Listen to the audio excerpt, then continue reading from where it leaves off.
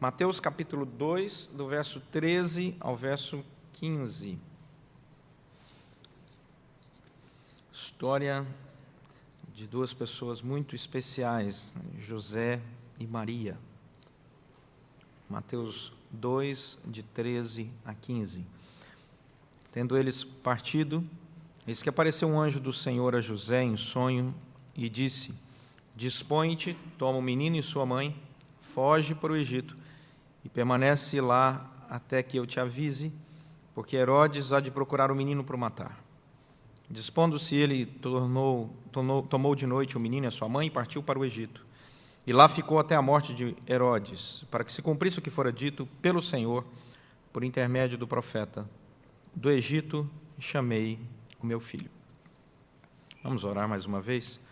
Deus, fala ao nosso coração pela Tua palavra, pela obra do Teu Santo Espírito, aplica essa mensagem aos nossos corações, pois oramos em nome de Jesus Cristo. Amém. Tem um autor que infelizmente faleceu há pouco tempo atrás, foi pastor presbiteriano, e na época em que a igreja enfrentou muitos problemas na década de 60, um grupo de pastores acabou se tornando professor de universidade, deixando os púlpitos da igreja presbiteriana. Não foi um grupo muito grande, mas tinham pessoas muito inteligentes nesse grupo, e esse autor, Rubem Alves, era um desses, professor da Unicamp. Ele saiu do pastorado e foi dar aulas na universidade em Campinas. E ele é um autor que escreve muito bem sobre a poesia da alma. Na área teológica tem muitos livros em que ele dá uma viajada assim, que você tem que tomar muito cuidado. Mas ele escreve muito bem sobre as coisas da alma. E ele escreveu um texto falando sobre a tristeza.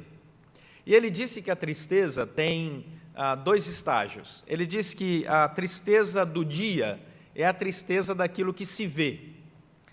Então, a tristeza do dia é a tristeza da doença, da pobreza, da violência, crianças na rua. Ele diz, essa é a tristeza do dia. Mas existe uma outra tristeza, é a tristeza que não se vê, que é uma tristeza que parece que não tem muito sentido existir, que ele chama de tristeza do crepúsculo, do fim de tarde. E ele diz que é a tristeza em que o fim de tarde nos convida a ter. Todo fim de tarde há um ar lúdico assim, e que a pessoa começa a pensar sobre sua vida, as suas frustrações, e ele diz, isso é normal. Aí ele diz, a tristeza é algo natural. Todos nós passamos por momentos de alegrias e tristezas, tristezas que são perceptíveis, visíveis, que têm razão de ser, como pobreza, doença, violência, assim por diante, não é? A miséria humana, mas também a tristeza em que você não sabe de onde vem. Essa da alma, saudosista. Ele diz, é uma doença quem diz que nunca sentiu tristeza. Quem diz que não passa por momentos de tristeza, ele está doente. Precisa ir ao médico porque está com problema. Mas também pessoas que vivem tristes o tempo todo também estão doentes. Ele diz, gente que diz que vive triste o tempo todo e gente que diz que vive alegre o tempo todo está com problema, ou está mentindo. Porque a vida ela é feita de um ciclo de alegrias e tristezas que são visíveis, perceptíveis, e outras que são da alma.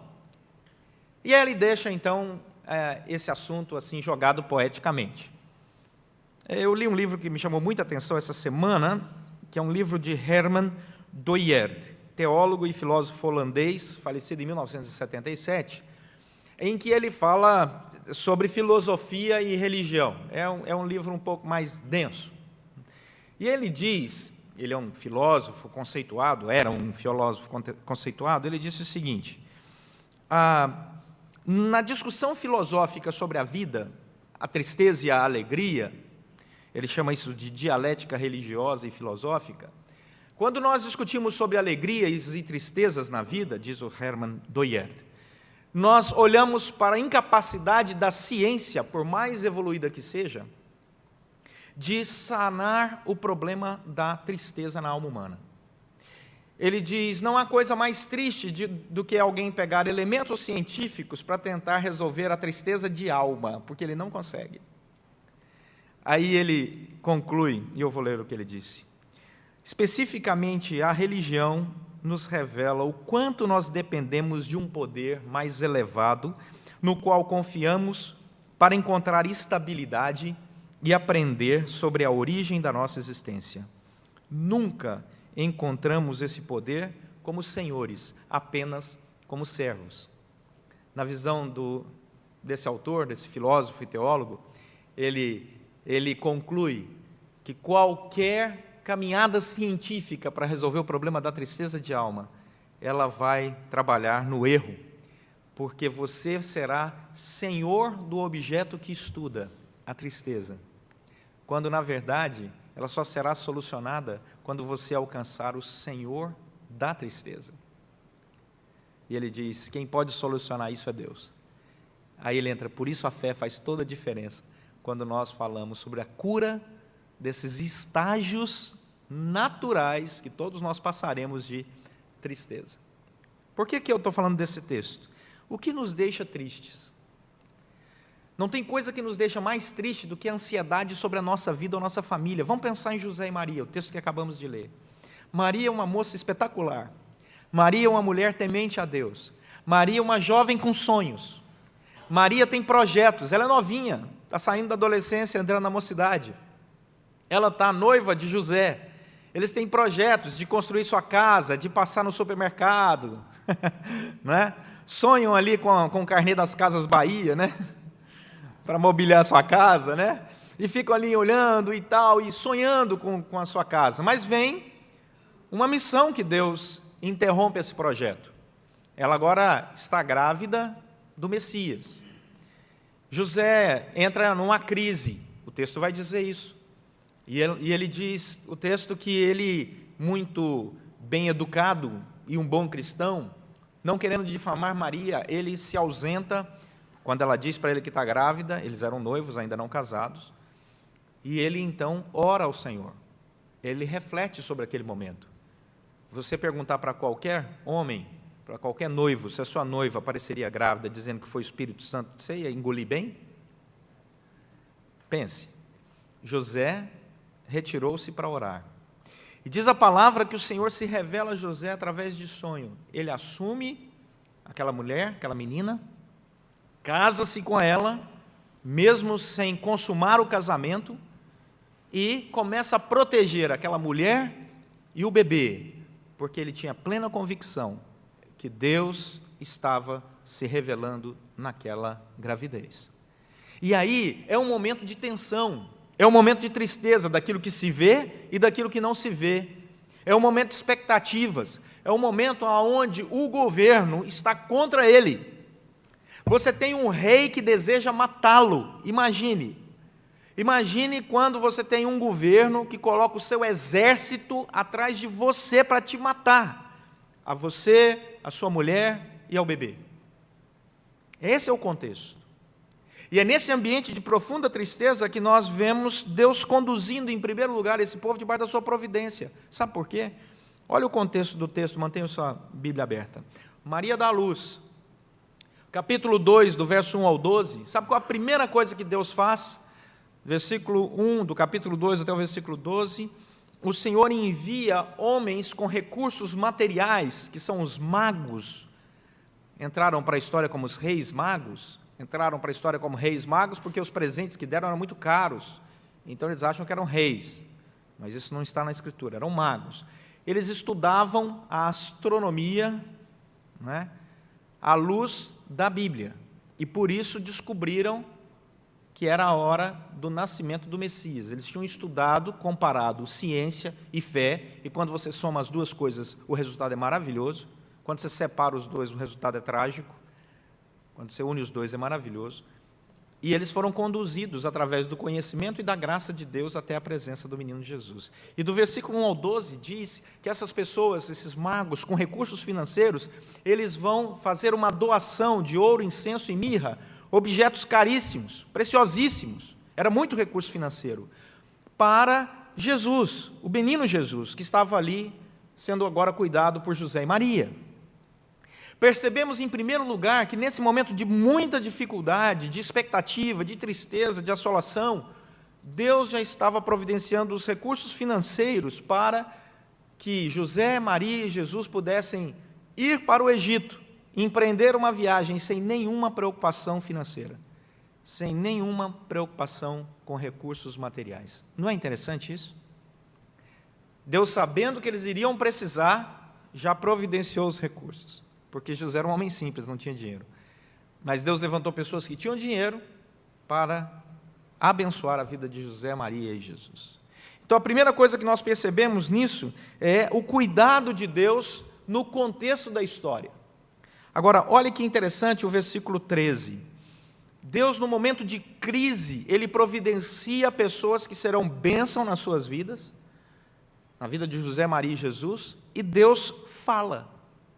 E Deus fala, porque diz o versículo 20 do capítulo 1, que José, quando estava na dúvida o que aconteceria, olha o que diz o versículo 20, enquanto ponderava nessas coisas, eis que lhe apareceu em sonho um anjo do Senhor, e o anjo é claro, o anjo diz, José, filho de Davi, não temas receber Maria, tua mulher, porque o que nela foi gerado é do Espírito Santo. Aí você vai para o capítulo 2, versículo 19, capítulo 2, versículo 19, diz que, tendo Herodes morrido, eis que um anjo do Senhor apareceu em sonho a José no Egito, e lhe disse, dispõe-te, toma o menino e sua mãe, e vai para a terra de Israel, porque já morreram os que atentavam contra a vida do menino.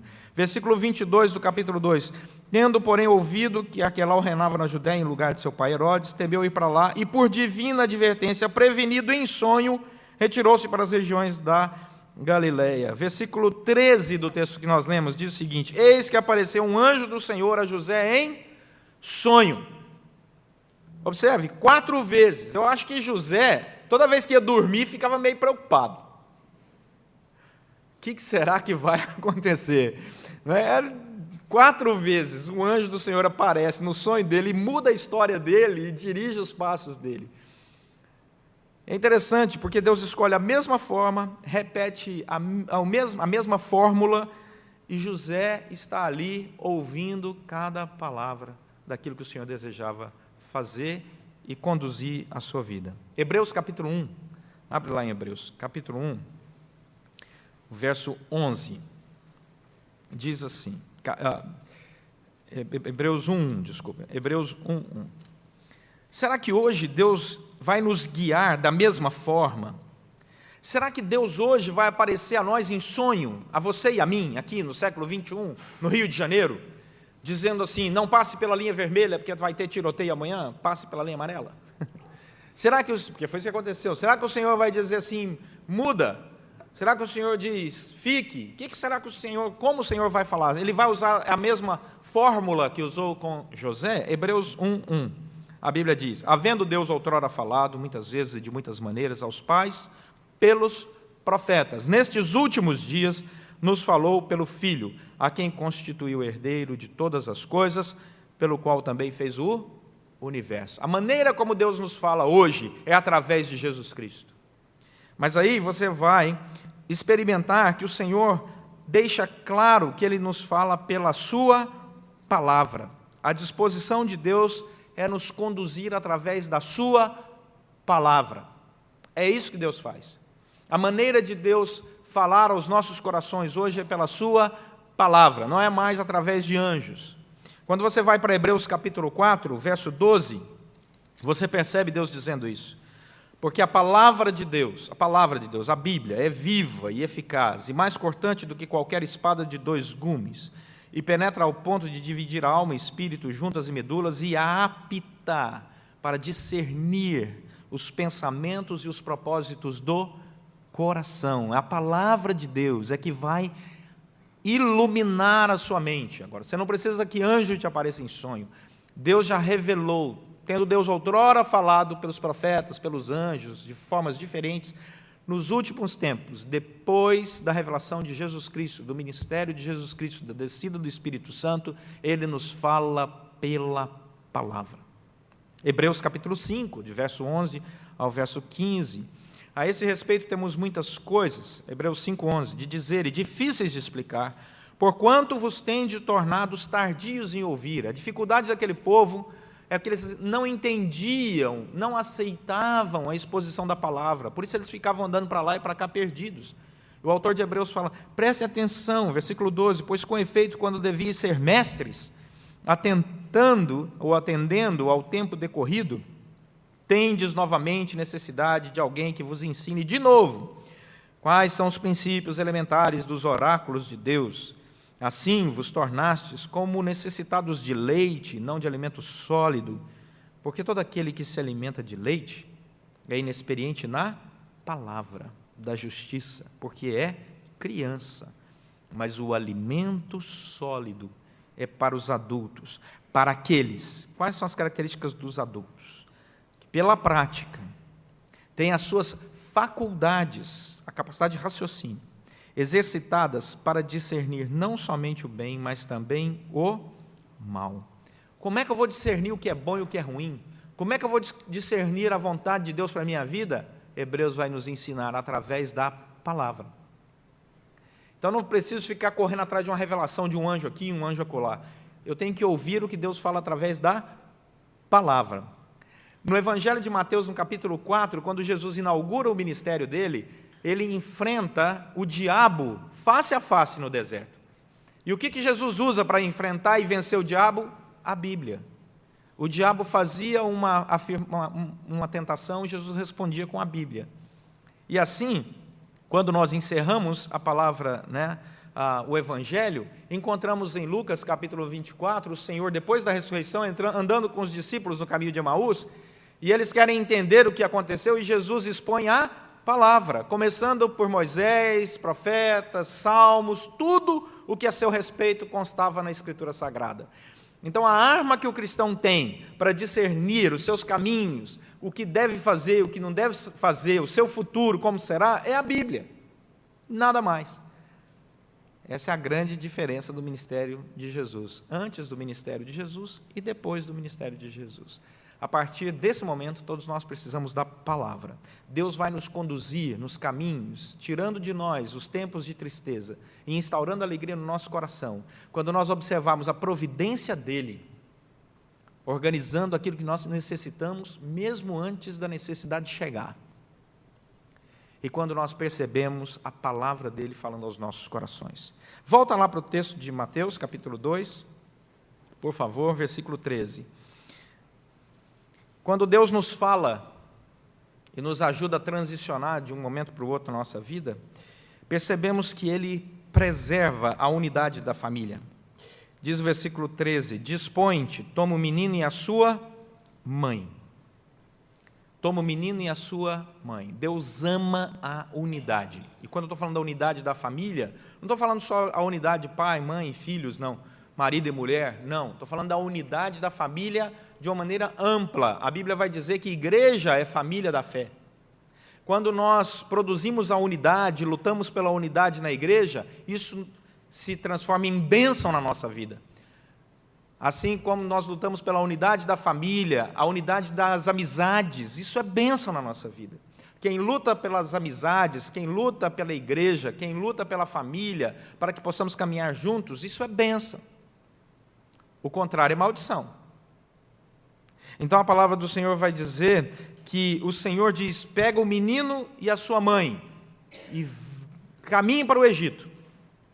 O Senhor não diz assim, vá primeiro para o Egito. Observe se está tudo certo no Egito, depois você volta e busca o menino e a sua mãe. O Senhor também não diz, envia o menino e a sua mãe, e depois você vai para o Egito. Ele diz, dispõe-te, e caminhe em unidade, fazendo as transformações necessárias, mas sempre na unidade. Isso é um exemplo. Tasker, um comentarista, R.G. Tasker, escrevendo um livro comentando esse texto, ele diz o seguinte, a ordem que as palavras aparecem, o menino e a sua mãe, são encontradas depois ao longo de toda a narrativa. Por quê? Porque a partir do momento em que Jesus nasce, ele toma a primazia. Você não vai ver mais a Bíblia dizendo assim, a mãe e o menino, ou José, a mãe e o menino. Jesus passa em toda a narrativa a ocupar no primeiro lugar. É sempre o menino e sua mãe. O menino e sua mãe. Ele tem a primazia. Porque ele deve ter a primazia na nossa vida. Por que Jesus foi para o Egito? Para cumprir a profecia. Cumprir a profecia. E criar para todos nós um paralelo. A profecia está em Oséias, capítulo 11, versículo 1, escrito centenas de anos antes. em que o profeta Oséias disse o seguinte: do Egito chamei meu filho para ser o salvador do povo. É interessante porque Moisés estava em Israel quando ele foi chamado por Deus para ir ao Egito e resgatar o povo da escravidão e conduzir o povo para a terra prometida. Da mesma forma, Jesus agora é chamado, depois do seu período no Egito, para voltar para a terra de Israel, para também levar a salvação do seu povo. Moisés providenciou a libertação da escravidão física, Jesus providenciou a libertação da escravidão espiritual. A terceira coisa interessante, versículo 13, é que Deus nos avisa dos perigos. Olha o que diz o versículo 13: Herodes há de procurar o menino. É futuro, ação futura. Quando nós ouvimos a voz de Deus, a palavra de Deus e obedecemos, nós começamos a perceber que Deus antecipa tragédias.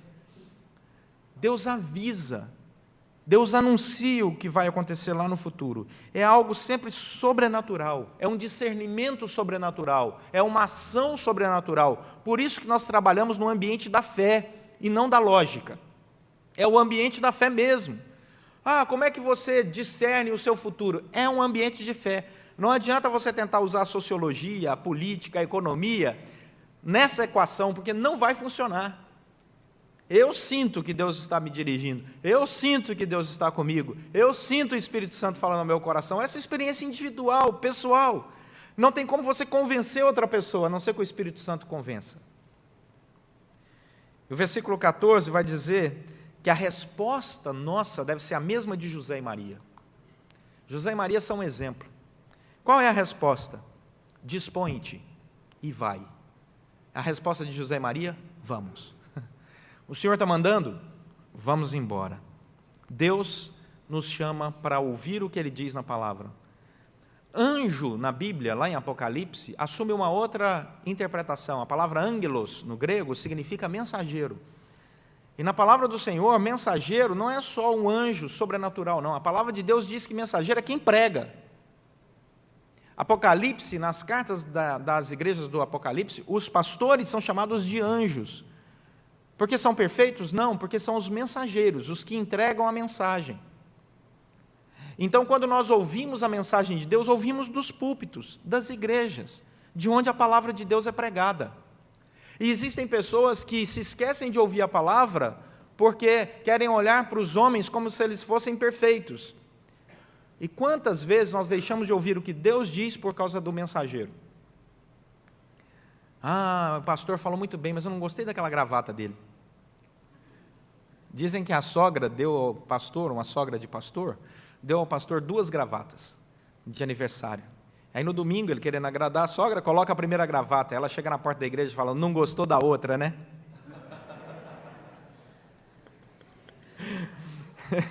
Acontece, né? Sabe que em quase 30 anos já de casamento aí, eu nunca ganhei uma gravata da minha sogra. Será que foi isso? Então, essa é uma relação muito interessante quando nós olhamos para a palavra do Senhor. A palavra do Senhor diz assim: ouça a palavra que Deus entrega. Não confunda as coisas. Ouça a palavra, porque ela vai guiar os seus passos. José e Maria ouviram, e são um grande exemplo para todos os cristãos. Ao obedecerem à palavra, eles experimentaram da providência de Deus, do cuidado de Deus, da direção de Deus, e foram vitoriosos, porque o rei não conseguiu matá-los, nem a eles, nem a seu filho. Daí, a pergunta que não quer calar: tá bom, pastor, o senhor falou, mas o que é que eu levo para casa nessa manhã? Eu quero voltar ao texto do Rubem Alves. Não tem como fugir da tristeza, seja a tristeza do dia, doenças, enfermidades, a calamidade social, seja a tristeza do crepúsculo, do fim de tarde, aquela que a gente não sabe nem de onde vem. Não tem jeito de fugir da tristeza. E, citando Hermann, não tem jeito de usarmos os elementos sociológicos, a dialética filosófica, para resolver o problema da tristeza. A única maneira de superarmos os momentos de tristeza e restaurarmos a alegria é ouvirmos o que Jesus diz: no mundo vocês vão passar por aflições, mas vão passar por ela, não vai ficar nela. Tem de bom ânimo, porque eu venci o mundo.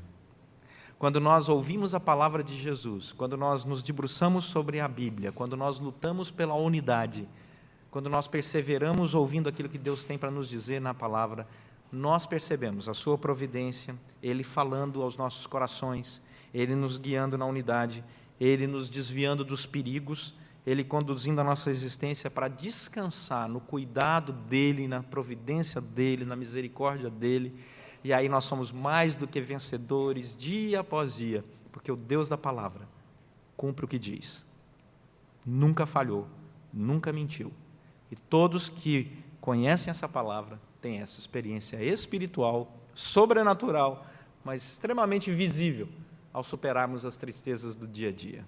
Portanto, nada temeremos, porque o Deus da palavra continua se revelando. É só abrir, ler e orar para que o Espírito Santo te ensine e caminharmos juntos, aprendendo mais e mais desse Deus que nos ama a ponto de morrer na cruz por nós, ressuscitar ao terceiro dia, para garantir que todo aquele que nele crê não vai perecer, mas vai herdar vida e vida eterna. Vamos orar.